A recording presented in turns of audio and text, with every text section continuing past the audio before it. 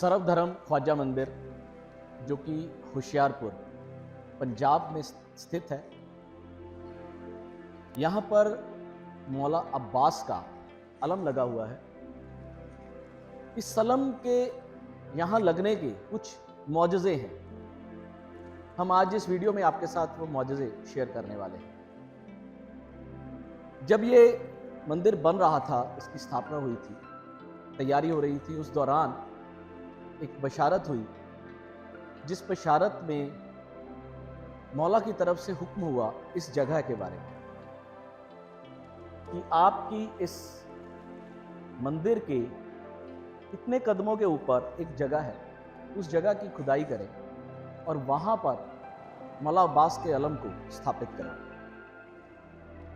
इस बशारत को लेते हुए मैं अपने पीर साहब से मिलता हूं, उनसे बात करता हूं। मौला अब्बास का अलम अजमेर शरीफ से तैयार होकर यहाँ पर आता है और उसके बाद इसकी स्थापना होती है। जिस वक्त इस अलम के लिए इस जगह की खुदाई कर रही थी,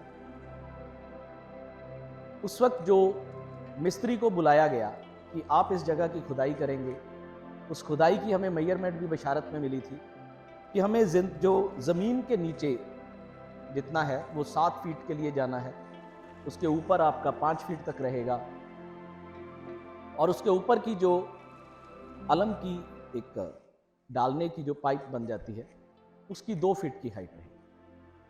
उसके मुताबिक पूरी मेजरमेंट्स के साथ उस बशारत की इसकी स्थापना करवाई गई अलम की।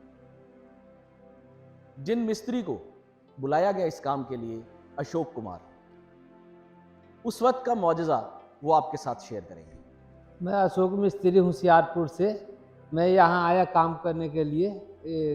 जो अलम का खुदाई करना था, अलम तैयार करना था, तो मैं आया यहाँ खुदाई करने लगे तो 6 फुट के बाद लगभग 7 फुट तक करना था। तो 6 फुट के बाद ही हमें ऐसी खुशबू आने लगी खुदाई के बाद, जो मैं बाबा जी को जाके बताया और बाबा जी को बुला के ले आया। तो बाबा जी भी इस चीज़ को देखे, उनके साथ 2-4 आदमी और भी रहते थे, वो भी आए। फिर हमें बोले कोई बात नहीं, आप अपने काम करो, ये खुदाई करो, उसके बाद हम जो करना होगा अपने कर लेंगे। तो इसको खुदाई किया, पूरा चुनाई किया, इसका पत्थर तक हमें इसको तैयार किए। हमें यहाँ मतलब अच्छा भी लगा और महसूस बहुत अच्छा हुआ। मैंने काम भी बहुत खुशी से करके गया। ये ऐसा जगह मुझे लगा। आपने अशोक जी से, उनकी ज़ुबान से उस बात को सुना कि किस तरह जब इसकी खुदाई हुई तो इस ज़मीन से एक नई ऐसी खुशबू, महक, जो कि पूरी इस जगह में घुल गई और हम लोग उसे बार बार महसूस कर रहे थे अपनी सांसों। आपसे बात करते हुए भी मेरे रूंगे इस वक्त भी खड़े हो रहे हैं। उसके बाद उस बशारत में एक बात कही गई थी कि जब इस अलम को तैयारी करवाने के लिए इसके नीचे नींव डाली जाए तो वो एक 4 या 5 साल की बच्ची के हाथों डलवाई जाए। उसी बशारत के मुताबिक इसकी नींव को एक छोटी बच्ची ने रखा। मौला के अलम के लगने के बाद मेरे साथ और जो मेरी धर्म पत्नी है उनके साथ एक मौजज़ा हुआ। मौला की जो दीदार हुए, मैं उसके बारे में आपसे यहाँ पर शेयर करूँगा। इस अलम के बिल्कुल रूप सामने की तरफ आप अगर देखते हैं तो वहाँ पर कमरे हैं और उस कमरे की जो खिड़की है वो मंदिर की तरफ खुलती है, अलम की तरफ ही खुलती है। रात का कुछ 10:30-11 बजे का वक्त होगा। मैं अचानक से मेरी नींद खुली, मैं उठकर बैठा तो मेरा मुंह जो था वो खिड़की की तरफ ही था और मेरा ध्यान एकदम अलम पर गया और मैं एकदम स्टिल हो गया, वहीं रुक गया। तो मेरी वाइफ ने 2 मिनट 4 मिनट वेट किया। उसके बाद उन्होंने मुझे हाथ लगाकर पूछा, आपको क्या हुआ? मैंने उन्हें कोई जवाब नहीं दिया और वो भी खिड़की से बाहर देखने लगी। मैंने उनसे सिर्फ इतना पूछा कि क्या आपको कुछ दिखाई दे रहा है? तो उन्होंने मुझे, मेरे कंधे के ऊपर हाथ रखा हुआ था और हम दोनों उस सर्दी के दिनों में भी पसीने से तर हो रहे थे। हम क्या देख रहे थे कि इस अलम के पास एक सफेद कलर की पोशाक में, मैं उसे इंसान नहीं कह सकता, उसे कुछ भी नाम नहीं दे सकता, पर एक सफ़ेद लाइट, पूरी तरह से सफ़ेद, जिसका जो एक आकार था वो एक इंसानी आकार लग रहा था और काफ़ी लंबा और बड़ा। वो आकार हम देखते रहे दोनों काफ़ी देर। मैंने अपनी वाइफ से कहा कि मैं एक बार बाहर जाकर इसे देखने की कोशिश करूं। उस वक्त हमारी हिम्मत नहीं हुई, हम बाहर नहीं निकले दोनों।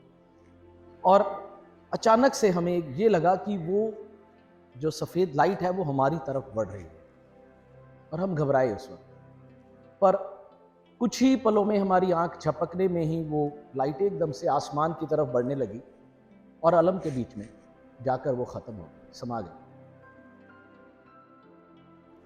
इस मौजज़े के बाद हम लोगों का अकीदा, हम लोगों का विश्वास मौला के अंदर इतना हो गया जिसे मैं बयान नहीं कर सकता।